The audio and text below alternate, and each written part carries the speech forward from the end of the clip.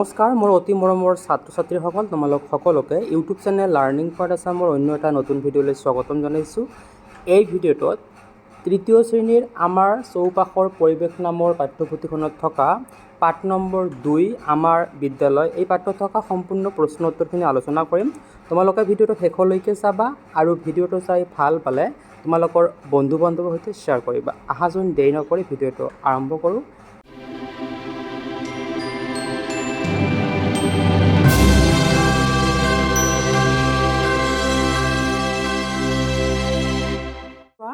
পাঠ নম্বৰ 2 আৰু পাঠৰ নাম হৈছে আমাৰ বিদ্যালয়। প্ৰথমতে তোমালোকৰ অনুশীলনীত দিয়া আছে 1 নম্বৰ প্ৰশ্নটো হৈছে উত্তৰ লিখা।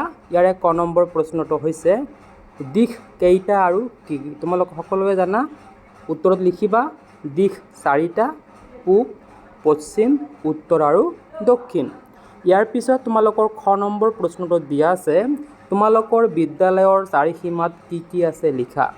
চোৱা, প্ৰত্যেকৰে নিজৰ নিজৰ বিদ্যালয়ৰ চাৰিসীমা বেলেগ বেলেগ হ'ব, সেইকাৰণে মই ইয়াত দিয়া নাই। তোমালোকে এনেকৈ লিখিবা আমাৰ বিদ্যালয়ৰ চাৰিসীমা পূবফালে কি আছে লিখিবা, পশ্চিমত কি আছে লিখিবা, উত্তৰত কি আছে লিখিবা আৰু দক্ষিণত কি আছে লিখিবা। ঠিক আছে, এনেকৈ লিখিবা। ইয়াৰ পিছত গ নম্বৰ প্ৰশ্নটো দিয়া আছে তোমালোকৰ ঘৰৰ চাৰিসীমাত কি কি আছে লিখা।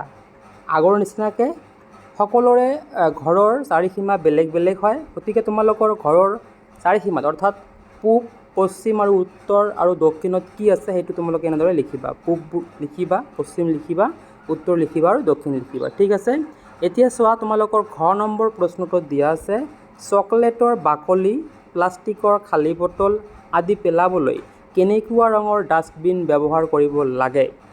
এতিয়া তোমালোকৰ কিতাপত ধুনীয়াকৈ দিয়া আছে। ইয়াৰ উত্তৰটো হ'ব নীলা ৰঙৰ ডাষ্টবিন ব্যৱহাৰ কৰিব লাগে। আমি চকলেটৰ বাকলি, প্লাষ্টিকৰ খালী বটল এইবোৰ পেলাবলৈ নীলা ৰঙৰ ডাষ্টবিন ব্যৱহাৰ কৰিব লাগে। এতিয়া চোৱা তোমালোকৰ 2 নম্বৰ প্ৰশ্নটো দিয়া আছে খালী ঠাই পূৰ কৰা। সূৰ্যটো সদায় ইয়াতে হ'ব পূব দিশত ওলায় আৰু ইয়াতে হ'ব পশ্চিম দিশত মাৰ যায়। ইয়াৰ পিছত তোমালোকৰ 3 নম্বৰ প্ৰশ্নটো দিয়া আছে পচন সাৰ কিদৰে তৈয়াৰ কৰা হয় লিখা। তোমালোকে উত্তৰত লিখিবা, একেবাৰে চমুকৈ দিয়া হৈছে পেলনীয়া জাবৰ জোঁথৰ, গছৰ ডালপাত আদি গাঁত খান্দি পুতি থৈ পচন সাৰ তৈয়াৰ কৰা হয়। 4 নম্বৰ প্ৰশ্নটো দিয়া আছে পেলনীয়া কাগজৰ পৰা কি কি বস্তু সাজিব পাৰি লিখা। উত্তৰত তোমালোকে লিখিবা পেলনীয়া কাগজৰ পৰা বিভিন্ন বস্তু সাজিব পাৰি, যেনে কাগজৰ ফুল, মালা, বেগ, চকৰি, নাও, পুতলা আদি। তোমালোকৰ মনত আৰু কি কি আছে, তোমালোকে আৰু কি কি বস্তু কাগজৰ সাজিব পাৰা কমেণ্ট কৰিবাচোন। ইয়াৰ পিছত তোমালোকৰ 5 নম্বৰ প্ৰশ্নটো দিয়া আছে ঘৰৰ ছবি এখন আঁকি তাৰ দিশ কেইটা দেখুওৱা। এইটো তোমালোকে নিজে কৰিবলৈ চেষ্টা কৰিবা। তো অতি মৰমৰ ছাত্ৰ ছাত্ৰীসকল, এই পাঠটোৰ প্ৰশ্ন উত্তৰ ইমানখিনি আছিলে। ভিডিঅ'টো শেষলৈকে চোৱাৰ বাবে ধন্যবাদ।